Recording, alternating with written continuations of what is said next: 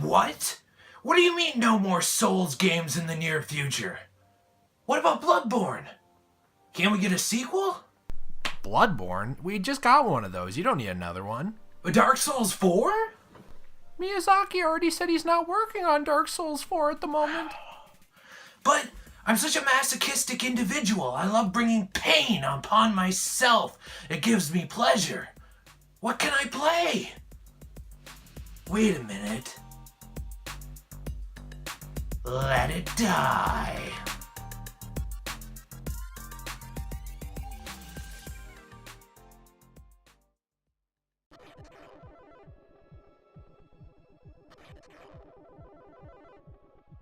Honestly, not even kidding, this is the coolest title screen I've seen in a long time. That's the thing that'll jump out at any first-time player of Let It Die, is the game's unique style. It has its own sense of purpose. It's so 80s. It's just so 80s. I mean, look at this. So 80s, but it takes place in the future. I'll let you describe this one. Well, yes, it does take place in the future. It takes place in a future where the Earth is mostly destroyed. Now, the Earth has been separated into 4 different celestial bodies. Basically, the Earth is broken apart, from my understanding. And it's pretty much a post-apocalyptic world, with all of the survivors on one chunk of it trying to get to the top of the Tower of Barbs, which is this giant growing mass of buildings and crap. I mean, it's just crap everywhere. But at the same time, it's a game. It's a game inside a game. It's so meta. So this right here is the game within the game. And now we're moving out a layer to the real world. But, you know, obviously we're still playing a video game, but this is the real world of the game. So the question is if the real world is still a game or not. So since it is a game, maybe we should talk about the actual game itself. What is it like? What does it play like? Now, our good friend the Degenerate started the video by telling us that he thinks it's a lot like Dark Souls, and I honestly have to agree. It's basically free-to-play Dark Souls, and no, I know it's not medieval.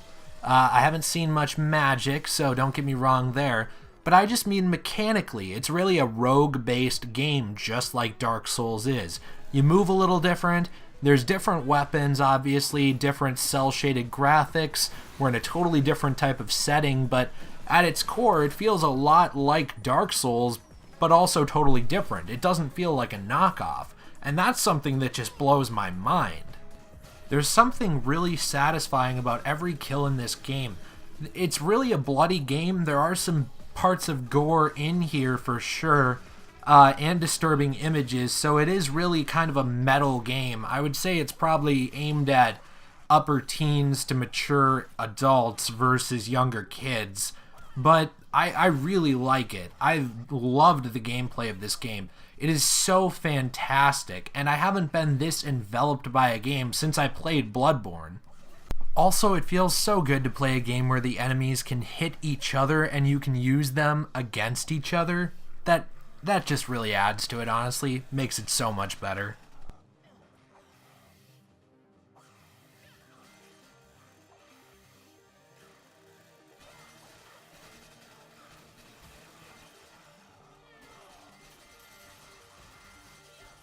Alright, we've said enough good stuff about this game. Let's tell them what we don't really like. Well, Let It Die is a free-to-play game, and I think that's worth mentioning. It's not nearly as bad as I thought it would be, and what I mean by that is that it's actually a solid good game even if you don't pay anything. You can buy lives, and that is something worth note, but it doesn't really seem to affect the gameplay much. If you're decent at any of the Souls games, you'll be fine here. I don't really think it'll be a huge issue. The place where I think there's a massive difficulty curve is the bosses. Imagine if Dark Souls were to charge you for dying on a boss. Now this game doesn't, but if you want an instant revive in the middle of the boss battle, you can, using death medals. Death medals are the lives that you buy from the PlayStation Store or whatever digital store that this game might be on in the future. So the lives thing is not that big of a deal though, because even if you don't buy lives or don't use death medals, You're taken back to the central hub, you can pay a little bit of gold, which is really easy to grind, and you get your character back with all their gear, no questions asked. So, not a bad deal. Not a bad setup. I understand that the game needs to make, a few compromises here and there. It's a free game, guys. That's how it works. But where I really think the free-to-play aspect shows is the premium pass. Now, I got to try this out for a day because they gave out a free premium pass to everyone for just a little bit.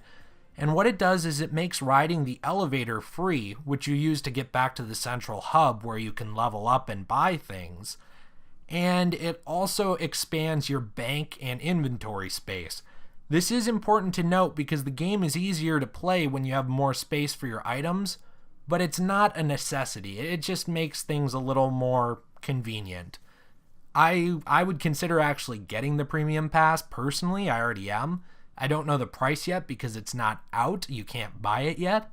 But with my one-day pass, it did make it more entertaining than having to return to the hub by paying gold. Not a big deal, but it's, again, something to note with the free-to-play aspect. They added a heartbeat mechanic so you can't just spam attack, but look at her heartbeat.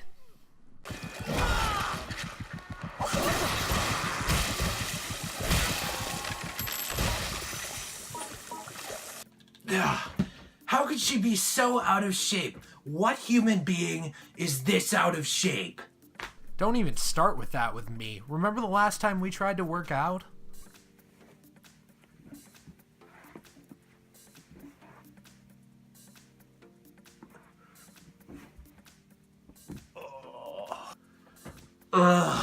There are more features to discuss with this game, such as the online component.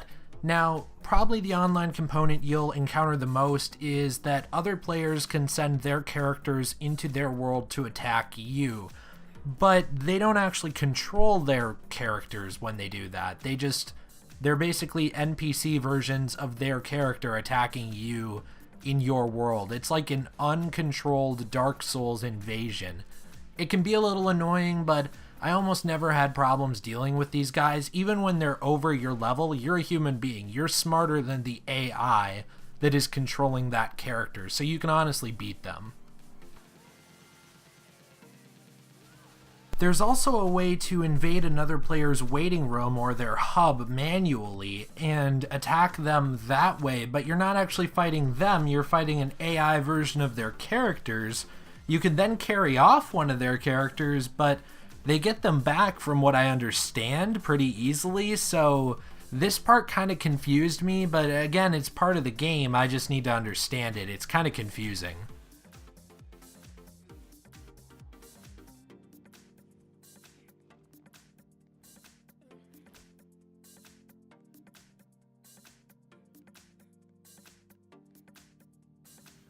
Overall, I can truthfully say that this game is pretty good. Sure, there's a few hiccups a little bit here and there. I would like to know how much this premium pass is. The Degenerate always rolls in the premium, if you know what I mean. VIP material. But, I don't know. It's not bad. I wish you couldn't buy lives, but I'm not going to do it, so it's not affecting me, right? But, regardless... Anyway, this time around, I thought instead of protection, maybe you needed something like a savior, a guiding light to point you towards a product that you should enjoy. A prophet, if you will. Your very own personal super... We can't say that, it's copyright. Well, what about Batman? We can't say that either.